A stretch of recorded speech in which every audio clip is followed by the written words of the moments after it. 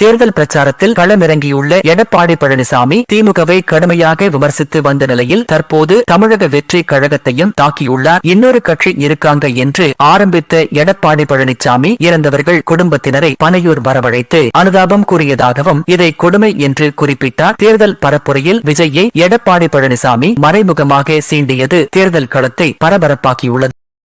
காங்கிரஸ் கட்சியின் தொகுதி தேர்வு அனைத்தும் ரகசியமாக நடந்ததாகவும் கட்சியின் நலன் சமரசம் செய்யப்பட்டதாகவும் ஜோதிமணி குற்றஞ்சாட்டியுள்ளார். திமுக கூட்டணி கட்சிகள் குறைவான தொகுதி ஒதுக்கீட்டை தொடர்ந்து கேட்கும் தொகுதியும் கிடைக்கவில்லை என்ற மனவருத்தத்தில் உள்ளனர். இந்நிலையில் ஜோதிமணியின் கருத்து திமுக கூட்டணியில் உள்ள கூட்டணி கட்சிகளை அதிர்ச்சியில் ஆழ்த்தியுள்ளது.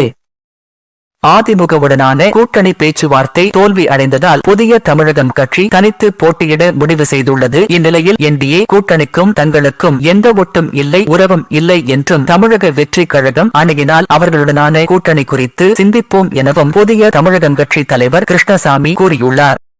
தமிழகத்தில் பாரதிய ஜனதாவுக்கான அமைப்பு ரீதியிலான பலம் இன்னும் குறைவாகவே உள்ளதாக அமித்ஷா கூறியுள்ளார். தமிழகத்தில் தாங்கள் இன்னும் பலமாக வேண்டியுள்ளது என்ற அவர் இதனால்தான் தேர்தலில் தனித்து போட்டியிடுவதை விட அதிமுகவை குறிப்பிட்டு பெரிய அண்ணனுடன் கூட்டணி அமைத்து போட்டியிடுவதாக பேசியுள்ளார். மேலும் அதிமுகவுடனான கூட்டணியே தங்களுக்கு பலம் சேர்க்கிறது எனவும் தெரிவித்துள்ளார்.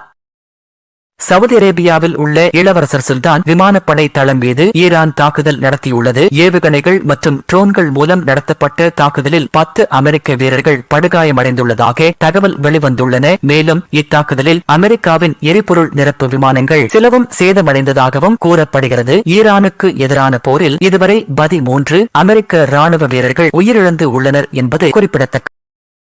அதிமுக கூட்டணியில் தமிழக மக்கள் முன்னேற்ற கழகத்திற்கு ஒதுக்கப்பட்ட ராஜபாளையம் தொகுதியில் இரட்டை இலை சின்னத்தில் போட்டியிட ஜான் பாண்டியன் மறுத்துள்ளார். கட்சி நிர்வாகிகளுடன் ஆலோசனை மேற்கொண்ட பின் செய்தியாளர்களை சந்தித்த ஜான் பாண்டியன் தமிழக மக்கள் முன்னேற்ற கழகம் தாமரை சின்னத்தில் போட்டியிடுவதாக அதிகாரப்பூர்வமாக அறிவித்துள்ளார். பாரதிய ஜனதா 27, தமிழ் மாநில காங்கிரஸ் 5, தமிழக மக்கள் முன்னேற்ற கழகம் 1 என மொத்தம் 33 வேட்பாளர்கள் தாமரை சின்னத்தில் போட்டியிடுகின்றனர் என்பது குறிப்பிடத்தக்கது.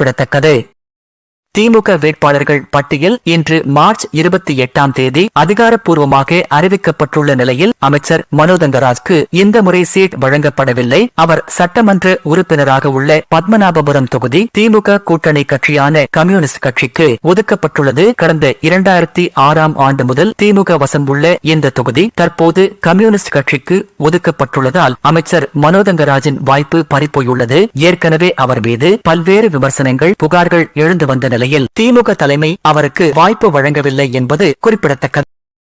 திமுக போட்டியிடும் 164 தொகுதிகளுக்கான வேட்பாளர் பட்டியலை முதல்வர் ஸ்டாலின் வெளியிட்டார். அப்போது வேட்பாளர் பட்டியல் வெளியீட்டில் திமுகவுக்கு முன் அதிமுக முந்திக் கொண்டது குறித்து அவரிடம் கேள்வி எழுப்பப்பட்டது. அதற்கு ரஜினியின் பஞ்ச் டைலாக்கான நாங்கள் லேட்டா வந்தாலும் லேட்டஸ்டாக வருவோம் என்று கூறினார். அதை கேட்ட அங்கிருந்த திமுக நிர்வாகிகள் கைத்தட்டி வரவேற்றனர்.